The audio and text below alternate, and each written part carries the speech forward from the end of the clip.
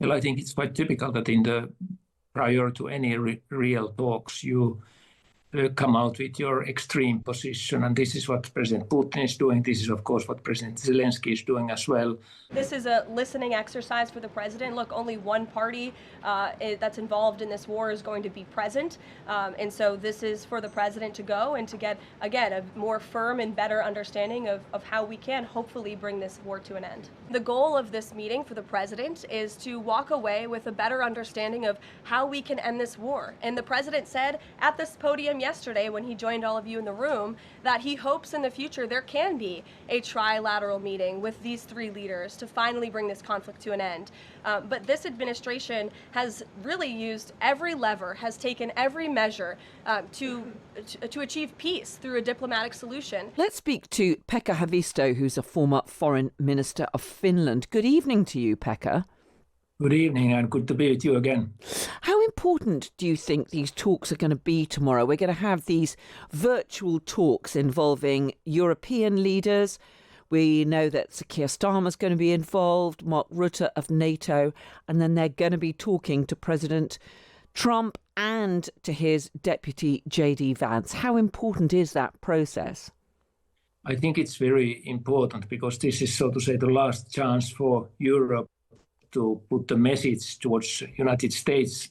Where are the limits and where are the red lines, not only for Ukraine itself, like we heard about the President Zelensky's points, but also where are the European limits. Europe is the biggest supporter currently for Ukraine. And of course, when we are out from the table in Alaska, there is a risk that something can happen over our heads, and particularly over the heads of the Ukrainians. So tomorrow, Wednesday, virtual meeting with President Trump and with the European leaders is extremely important. But do you think President Trump is going to be prepared to listen to them? I mean, we've known throughout that he wants to do things on his own terms. He's clearly very keen indeed to come away from that meeting with President Putin on Friday, being able to show, if not a peace deal, then at least significant progress towards him. Is he going to pay any attention to what those EU leaders say to him? Well, in the peace processes, the devil is always in the details. And if you don't work on the maps and on the papers and on the coordinates, you risk many issues. And of course, Russians are very good negotiators as well. So I think the European approach and the Ukrainian approach is that first there should be a ceasefire. And only after that we can discuss, for example, on issues like borders and territorial arrangements and so forth. But to do something very quickly and rapidly in these circumstances includes many risks. And of course, we are a little bit afraid that something can happen very spontaneously in Alaska, and that's a big risk.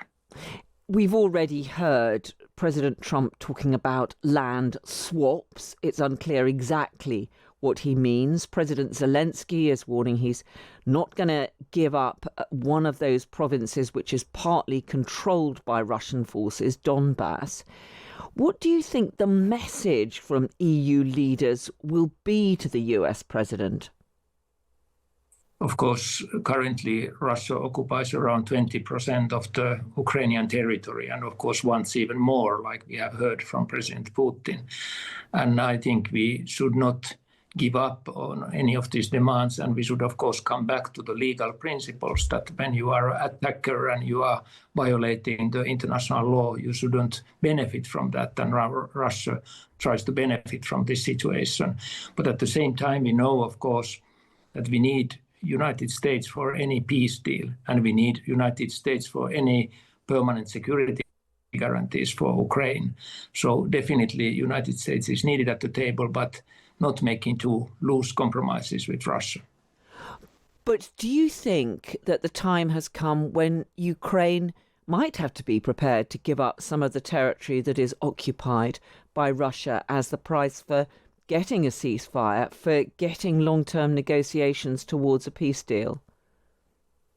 I could see that the NATO's Secretary General, Mr. Rutte, proposed or in some interview mentioned that while we might agree that de facto Russia is controlling some of the Ukrainian territories in the future, it shouldn't happen de jure. So you can probably have an deal or agreement where somebody is occupying part of your land, and then hopefully this issue is solved in the future. This actually was, if you look back to the 2022 negotiations in Istanbul, there was, for example, this kind of theoretical idea that could you there mean be to freeze the front lines where they are, to have some kind of buffer zone between the two? A buffer zone as well, and some kind of security arrangements when Europeans can back the Ukrainian security to guarantee that there will be not a new attack and so forth, or something like a popular voting in the future, like was proposed regarding the future of Crimea, that Crimeans themselves could decide that one day where do they belong to and so forth. So there are many kinds of mechanisms, many kinds of details that can be used in peace agreements. But we've already heard from the Russian leader on many, many occasions that he wants absolutely no NATO presence on Ukrainian soil, even if it were to be European forces not under a NATO flag as such. That's clearly not going to be acceptable. We've got Keir Starmer tomorrow going to be hosting another meeting of that coalition of the willing. But isn't that meaningless if President Putin is going to be saying flatly, look, we're not having those largely European forces doing anything to supposedly keep the peace on Ukrainian soil? Well, I think it's quite typical that prior to any real talks, you come out with your extreme position. And this is what President Putin is doing. This is, of course, what President Zelensky is doing as well. And if you need to make compromises, you make them only when you are at the negotiation table. So I'm counting that part of the rhetoric is also something that could then be changed in the final agreement if such an issue comes. But of course, the ceasefire is the most important thing to achieve first, and only after that can the peace talk start.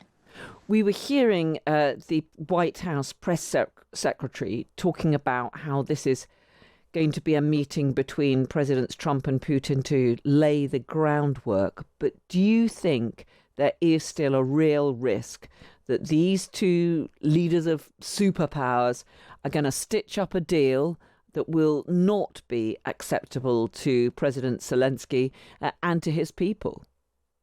I think there is still a risk that something is agreed over the heads of the Ukrainians, which cannot fit to the Ukrainian thinking or Ukrainian acceptance. And something also could happen over the heads of the Europeans. We have seen a lot of turbulences also now between the Europeans and Americans, and I think it would be very important to maintain at the same page with Americans, and for that reason tomorrow's important and virtual meeting is very important, that there should be a common message from the US and from Europeans, and as well from Ukraine.